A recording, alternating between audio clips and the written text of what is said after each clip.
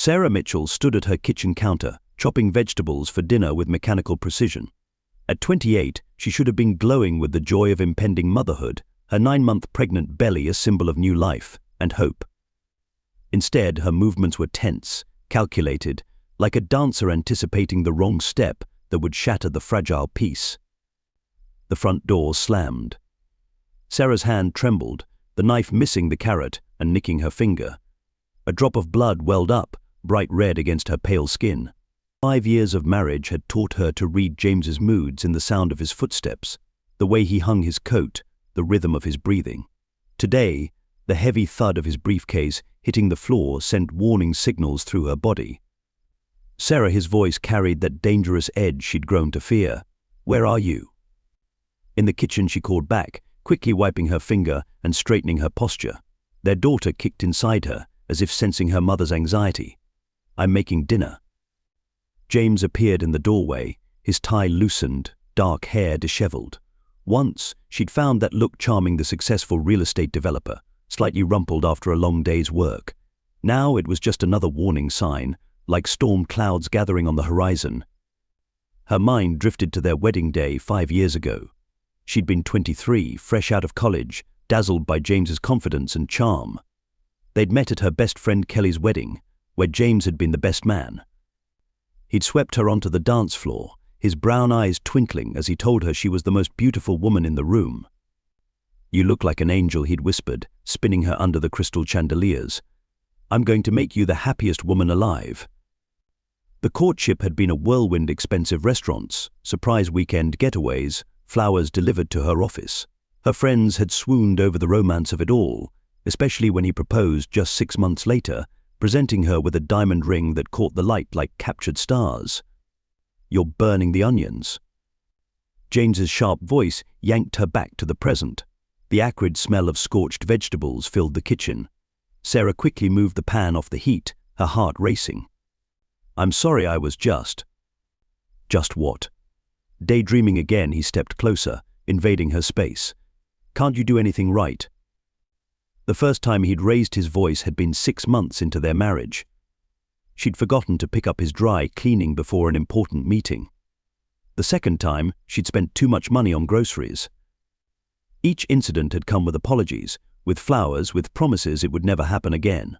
Each time, the cycle had grown shorter, the explosions more frequent, the remorse less convincing. "I said I was sorry." Sarah's voice was barely a whisper, her hand instinctively moving to protect her belly. "I'll start over." "Like you started over with the nursery." 3 times painting it because you couldn't get the color right. James grabbed the spatula from her hand, throwing it into the sink with a clatter. "Do you know how much money you're wasting? Money I work hard to earn while you just sit around getting fat." "I'm not getting fat. I'm pregnant with your daughter." The words burst out before she could stop them, her hormones and exhaustion overwhelming her usual caution. "And I didn't sit around. I worked until you made me quit my job." The slap came fast, stinging her cheek. Sarah stumbled backward, her hip hitting the counter edge. Pain shot through her side, but it was nothing compared to the terror that gripped her as she saw James's face transform into something unrecognizable. "You ungrateful bitch," he snarled, advancing on her. "After everything I've given you, this is how you talk to me." "James, please," she pleaded, seeing the rage in his eyes. "The baby. The baby, the baby. That's all you talk about." His foot shot out, connecting with her stomach in a moment that would forever divide her life into before and after. "Why are you even here? I never wanted this." Sarah crumpled to the floor, curling around her belly as pain exploded through her body. Through the ringing in her ears, she heard James cursing, pacing, his voice shifting from anger to panic as reality set in. "Oh God, Sarah, I didn't mean to. Baby, I'm sorry, I just lost control for a second." But something had crystallized in that moment of impact. As she lay there, feeling her daughter move inside her, still alive, still fighting, Sarah saw her future with perfect clarity. She saw her daughter growing up, watching her mother cower in corners, learning that love meant fear, that marriage meant submission. She saw bruises hidden under long sleeves, excuses made to emergency room doctors, lies told to family and friends. "No," she whispered, the word barely audible but carrying the weight of mountains. "What did you say?" James knelt beside her, his hand reaching to touch her face. She jerked away. "No," she said again, louder this time. With trembling fingers, she pulled her phone from her pocket. "This ends now." James's face darkened again. "Who are you calling?" But Sarah was already typing, her message to her sister Amy simple and desperate: help. "Please come get me. It's bad." The response came instantly on my way, called 911. As sirens wailed in the distance, Sarah closed her eyes, one hand pressed against her belly, where her daughter continued to kick, each movement a tiny fist raised in defiance, in survival, in hope. In that moment, broken on her kitchen floor, Sarah Mitchell found her strength. It came not in a roar of defiance, but in a quiet certainty she would not die here, and neither would her daughter's spirit. This was the breaking point, but it was also the beginning. The next few hours passed in a blur of flashing lights and urgent voices. Sarah watched from a strange distance as police officers handcuffed James, his protests echoing through the house they'd once called home. It was an accident. "Sarah, tell them it was an accident," but she remained silent, her hand never leaving her belly, focusing only on the steady movements of her daughter within. Amy burst through the front door like a whirlwind, her face streaked with tears and mascara. She took one look at Sarah on the kitchen floor, surrounded by paramedics, and something in her crumpled. "Oh, little sister," she whispered, dropping to her knees beside the stretcher. "Why didn't you tell me?" "I couldn't," Sarah managed, her voice hoarse. "He said he'd hurt you if I told anyone." The paramedics worked efficiently, checking her vital signs and strapping her onto the stretcher. Every movement sent waves of pain through her abdomen, but the EMT assured her that her daughter's heartbeat was strong. "She's a fighter," the young woman said, adjusting the fetal monitor. "Just like her mama." Amy rode in the ambulance, clutching Sarah's hand as they raced through the darkening streets. "I knew something was wrong," she kept saying. "All those cancelled dinners, the way you flinched when people moved too fast. God, Sarah, I should have done something sooner." "You're doing something now," Sarah replied, squeezing her sister's hand. "You came when I called." The emergency room was a cacophony of beeping machines and urgent voices. Dr. Martinez, Sarah's obstetrician, arrived within minutes of being paged, her dark eyes fierce with concern. "I've been waiting for this call," she said quietly, as she examined Sarah. "I just prayed it would come before something worse happened." X-rays revealed no broken ribs, but deep bruising spread across Sarah's abdomen like spilled ink. The baby's heartbeat remained steady, a rhythmic reminder of why she'd finally found the courage to leave. Officer Chen, a female police officer with kind eyes and steady hands, photographed the bruises and took Sarah's statement. "You're doing the right thing," Officer Chen said, closing her notebook. "I know it doesn't feel like it right now, but you're saving 2 lives today, yours and your daughter's." That night, in Amy's spare bedroom, Sarah lay awake listening to the unfamiliar sounds of a house without fear. No footsteps to analyze, no breathing patterns to monitor, no tension building in the silence. Just the gentle whir of a ceiling fan and the distant sound of Amy talking softly on the phone, organizing Sarah's new life. The next morning brought a parade of support Sarah never knew existed. Kelly, her best friend from college who James had gradually isolated her from, arrived with tears and tight hugs. "I've missed you so much," she sobbed. "I knew he was keeping you away, but I didn't know how to reach you." Sarah's parents drove 6 hours to be with her, their faces lined with guilt and determination. Her father, usually so stoic, broke down when he saw her bruises. "I failed you," he wept. "I'm your dad. I should have protected you." "You're protecting me now," Sarah told him, letting herself be held like a child. Her mother took charge with quiet efficiency, calling lawyers and organizing Sarah's medical records. Years of nursing had taught her how to handle crises with calm precision. "We're getting a restraining order," she announced. "And then we're getting you your life back."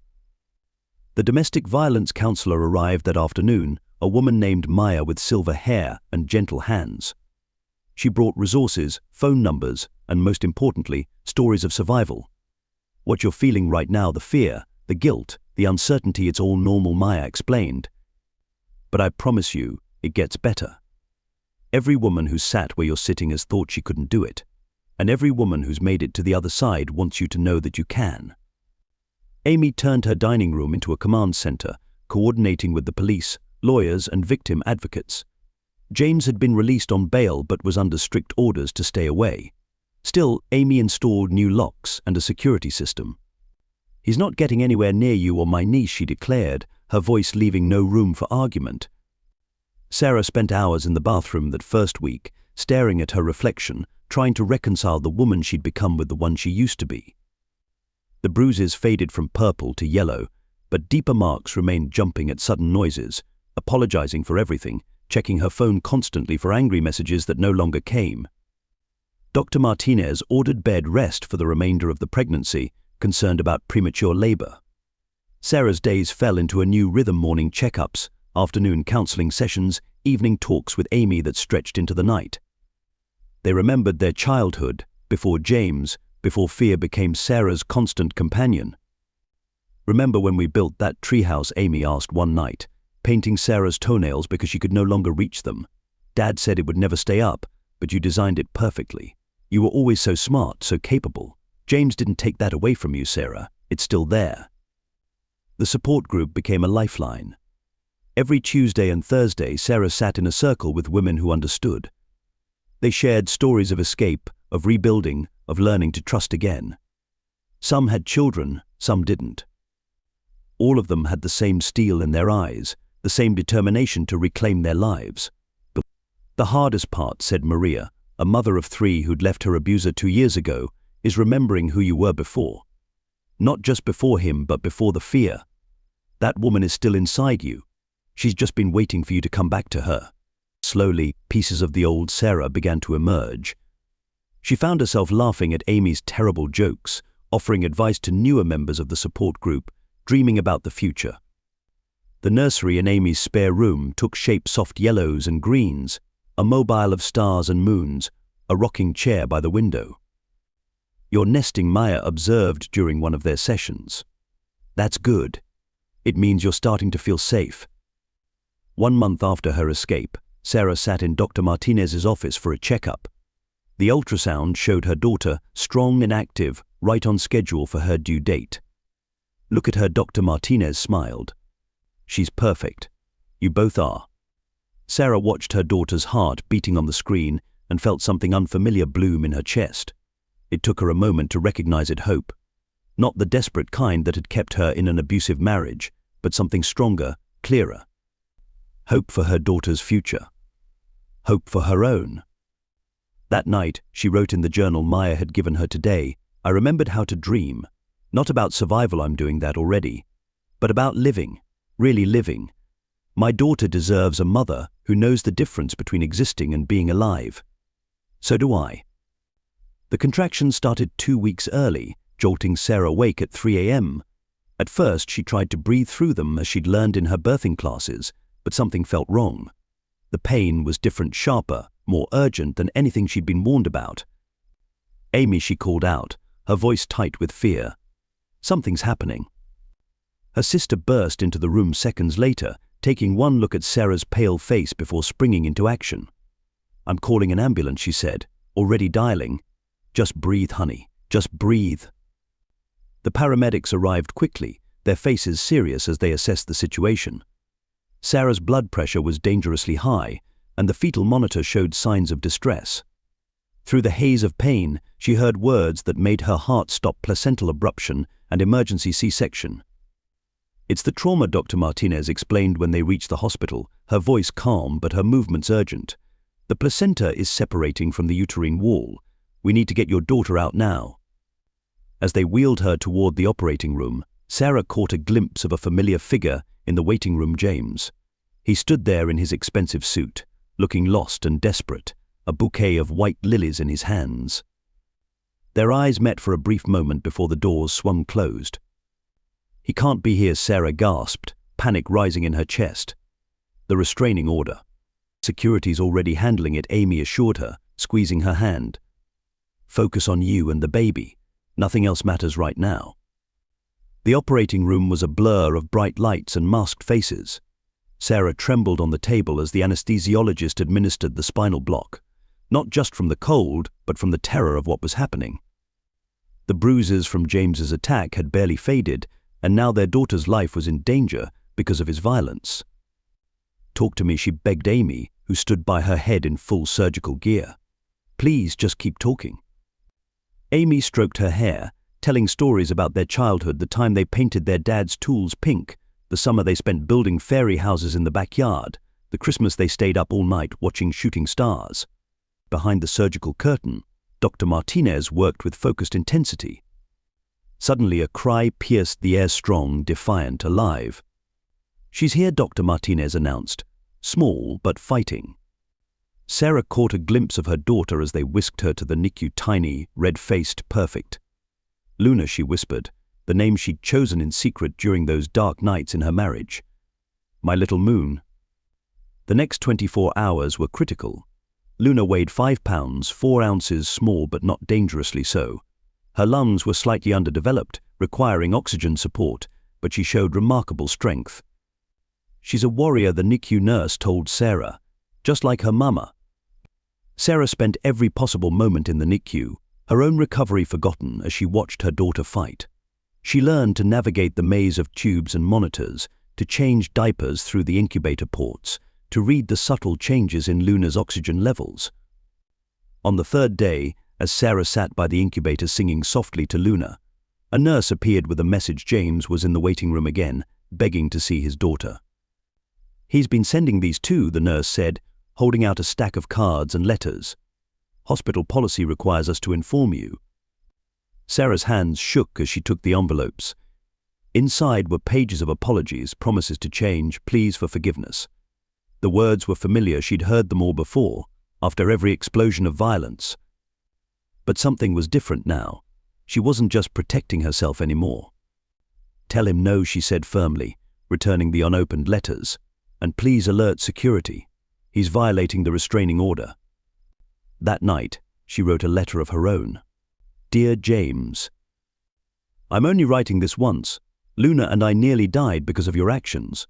There will be no reconciliation, no second chances, no co-parenting. Your daughter deserves better than to grow up walking on eggshells, watching her mother suffer, learning that love and fear are the same thing. I've already filed for sole custody. Don't fight it. If you ever truly loved either of us, let us go. Sarah." She had Amy deliver it to James's lawyer the next morning. The response came through legal channels. He would contest custody, claiming temporary insanity, demanding visitation rights. Sarah felt the old fear rise up but pushed it back down. She looked at Luna, growing stronger every day, and found her resolve. A week later, Luna was strong enough to leave the NICU. As Sarah prepared to take her daughter home to Amy's house, their safe haven, Dr. Martinez stopped by for a final check.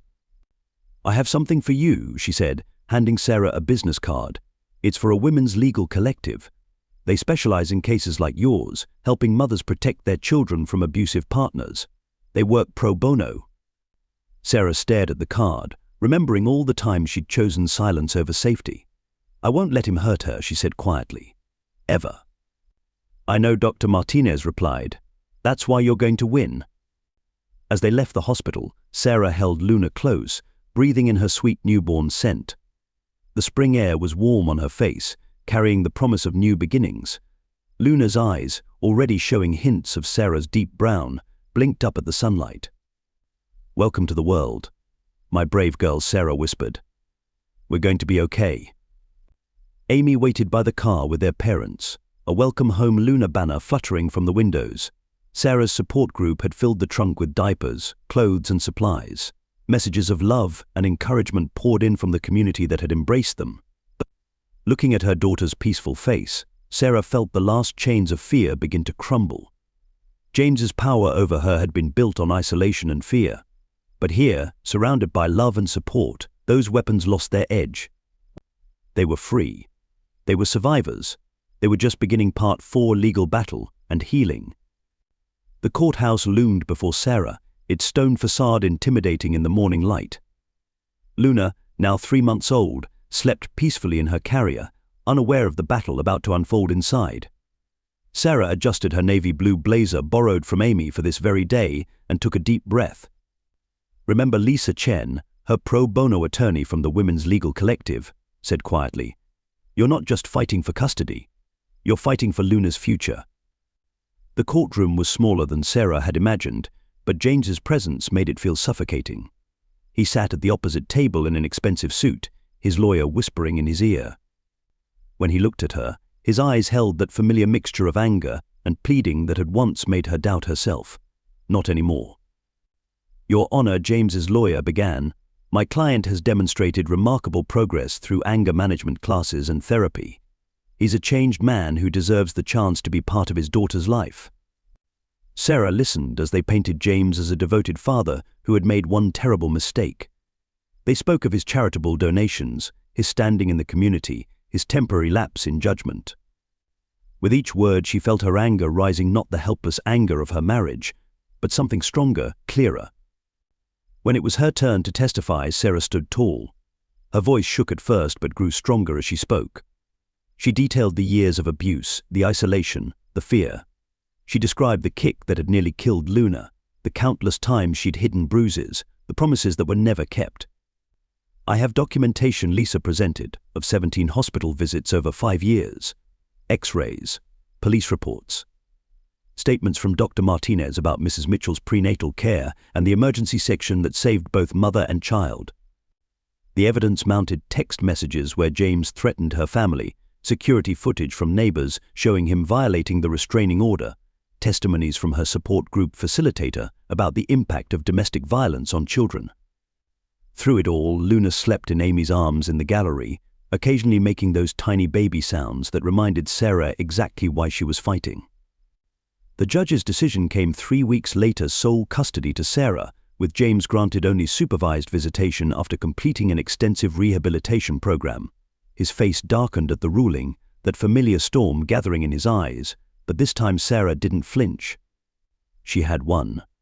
Then, outside the courthouse, her support group was waiting with balloons and hugs. Maria, who had testified about her own journey from victim to survivor, wrapped Sarah in a fierce embrace. "You did it, honey. You really did it." That victory marked the beginning of true healing.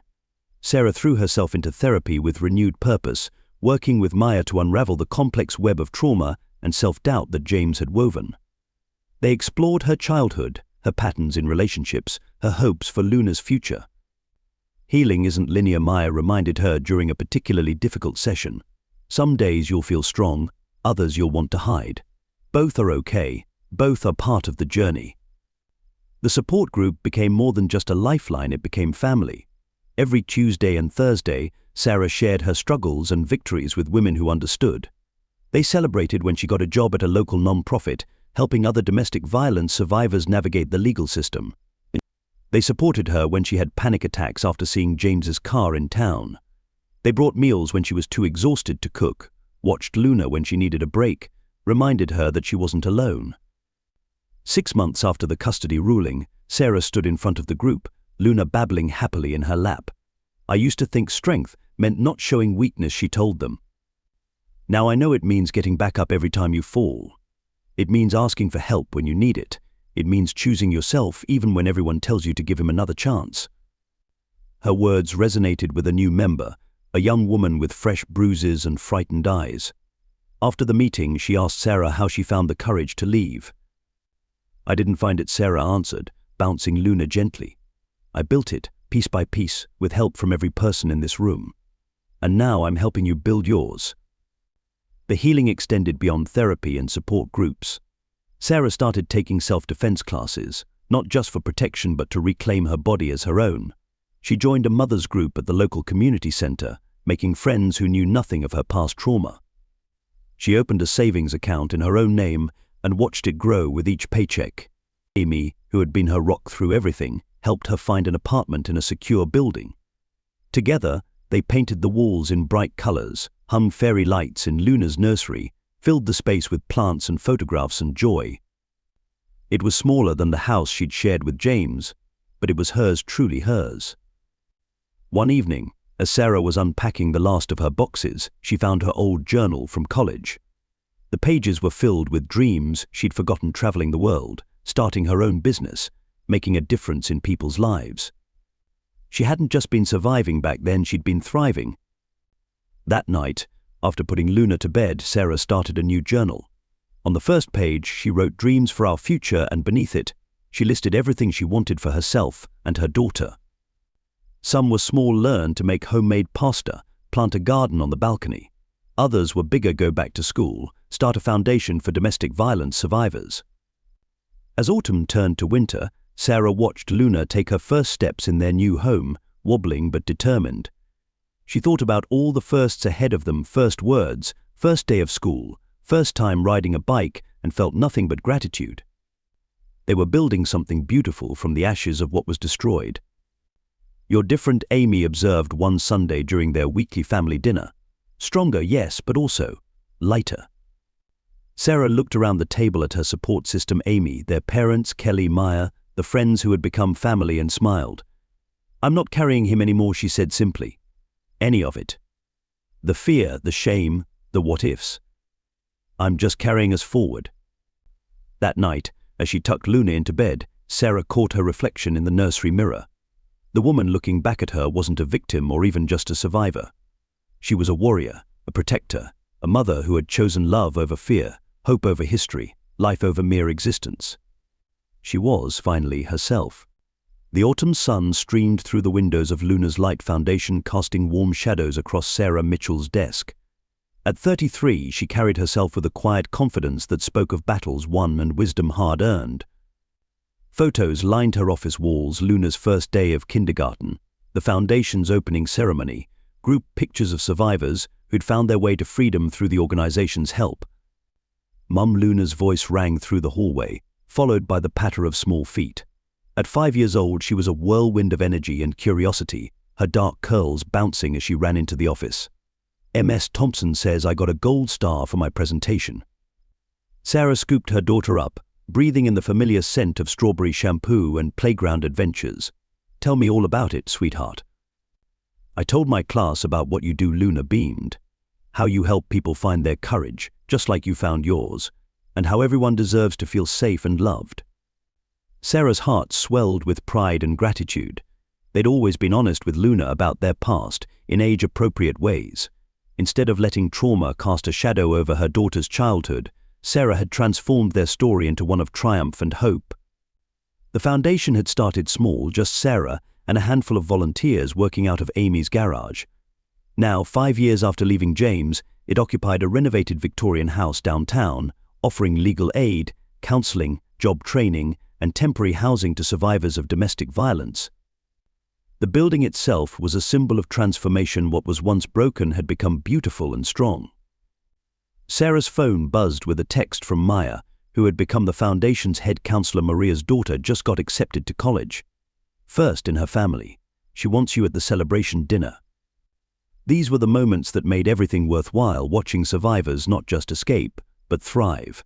Maria had been one of Sarah's first clients when she started counseling. Now she owned a successful catering business, and her daughter was heading to university. "Ms. Mitchell," her assistant poked her head in. "Your 3 o'clock is here. New client."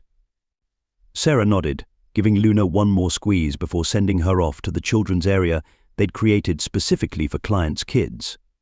"Remember what we say about new friends?" she asked softly. "Everyone's story is different, but everyone deserves to be heard," Luna recited, wise beyond her years. The woman waiting in the consultation room reminded Sarah so much of herself 5 years ago. Shoulders hunched, eyes downcast, wedding ring twisted nervously around her finger. But Sarah saw something else too, something she recognized: the tiny spark of hope that had brought her here. "Welcome to Luna's light," Sarah said warmly, sitting down across from her. "You're safe here." As the woman's story poured out, Sarah thought about all the others who had sat in that same chair. Some had returned to their abusers multiple times before finally breaking free. Others had left with nothing but the clothes on their backs and their children in their arms. All of them had found strength they didn't know they possessed. That evening, as Sarah locked up the office, she paused to look at the foundation's logo painted on the window, a crescent moon lighting up the darkness.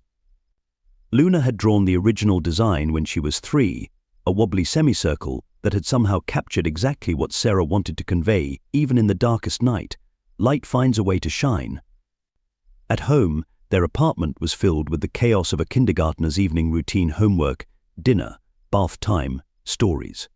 Sarah savored every moment, even the challenging ones. They had created their own traditions: Taco Tuesdays with Amy, weekend art projects, bedtime songs that Luna now knew by heart. "Mummy," Luna asked as Sarah tucked her in, "are you happy?" Sarah sat on the edge of the bed, running her fingers through her daughter's curls. "Very happy," she answered honestly, "because we're safe, and we're loved, and we get to help other people feel that way too." Luna smiled, her eyes heavy with sleep. "Like stars," she murmured, "the more there are, the brighter it gets." After Luna fell asleep, Sarah stood on their small balcony, looking out at the city lights. Somewhere out there, James was living his life. She'd heard he'd moved away, remarried. The news no longer stirred any emotion in her: not anger, not fear, not regret. She had released him from her story, keeping only the lessons that had made her stronger. Her phone chimed with messages from the Foundation's group chat: celebrations of small victories, words of encouragement for those still struggling, plans for upcoming events. Sarah smiled, thinking of how far they'd all come. Every woman who walked through their doors carried the same question she had once asked herself: why am I here? Now she knew the answer. They were here to rise, here to heal, here to transform pain into purpose, here to show others that the end of one story could be the beginning of a better one. Sarah Mitchell looked up at the crescent moon hanging in the sky, so like the one her daughter had drawn, and felt complete. They had built something beautiful from the broken pieces of their past, not just a home, not just a foundation, but a legacy of hope that would light the way for others long after their own darkness had faded into dawn. In the end, that was the greatest victory of all.